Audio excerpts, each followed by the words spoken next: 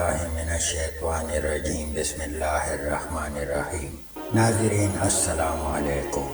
ما یو واقعه کتله، په هغې کې د عیسی علیه السلام یو واقعه وه. یو ښځه عیسی علیه السلام ته راله او ورته وایي چې زه د دومره عمر نه یم او زما مخ د بوډۍ غوندې ښکاري، نو زما نه خاوند نفرت کوي. وی ما ته داسې څه وښیه چې زما د مخ نه دا ګونجې لرې شي او زه د ځوانې غوندې ښکارم. نو عیسی علیه السلام ورته وویلې چې ته روټۍ خورې، خو په یو وخت باندې ډېره زیاته روټۍ خورې او هغه روټۍ ستا مخ ګونجې کړی دی. ته لږه روټۍ خوره، بار بار خوره، خو لږه لږه خوره. لکه لږ ټایم پس روټۍ خوره او لږه خوره، خو په یو ټایم باندې ډېره زیاته روټۍ مه خوره. دویم نمبر چې کله ته روټۍ خورې نو د هغې نه مخکې اوبه ډېرې څښه، نو ستا دا کومه مسله چې ده نو دا به الله تعالی ختم کړي. څه ډېر وخت تېر شو، هغه ښځه عیسی علیه السلام ته راله او ورته یې ویې چې ستا په ما ډېر غټ احسان دی، تاسو چې ما ته کوم ترتیب ښودلی و همغسې ما وکړل او زما د مخ نه ګونجې ختمې شوې. نو ناظرین، دا بوډاوالی چې کوم دی نو دا د زیاتې روټۍ سره راځي چې په یو ټایم باندې ته ډېره زیاته روټۍ وخورې، د هغې د وجې نه په مخ باندې ګونجې راځي.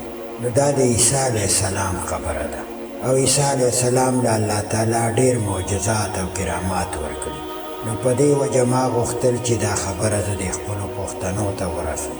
نو که تاسو وګورئ د یو کس په ډېر کم عمر او د شکل نه به بوډا ښکاري، یعنې که تاسو د هغه نه تپوس وکئ، واقع خبره ده هغه به په یو ټایم باندې ډېره زیاته روټۍ خوري. لږه لږه روټۍ خورئ، څه وخت بعد بیا لږه خورئ، هغه ازمولو ته پرېږدئ، خیر دی، بیا لږه روټۍ خورئ، نو دې سره به ستاسو مخ باندې ګونجې نه راځي او که کوم ګونجې پرې راغلي وي نو انشاءالله تعالی هغه به هم ختمې شي. نو په دې باندې د خفګان څه داسې خبره نشته، ځکه چې عمر سره سره انسان بوډا کېږي او د هغه دا نشاني وي چې ستا دنیا کې عمر کمیږي. نو دنیا ته ډېر خوشحالېدل نه دي پکار، دې دنیا نه هر سړی روان دی. خو بهرحال دا د عیسی علیه السلام یو حدیث او تاسو ته ما ورسو، ځکه چې دا د پیغمبرانو خبرې دي او د پیغمبرانو خبرې غلطې نه خېږي.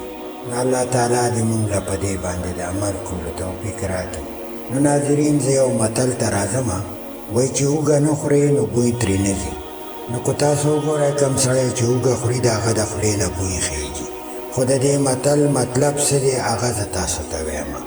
د دې متل مطلب دا دی چې یو سړي کې غلطي نه وي نو هغه ته خلک غلط نه وایي، نو سم سړي ته څوک غلط نه وایي، ځکه چې هغه هر چا ته سم ښکاري او د هغه کارونه سم وي.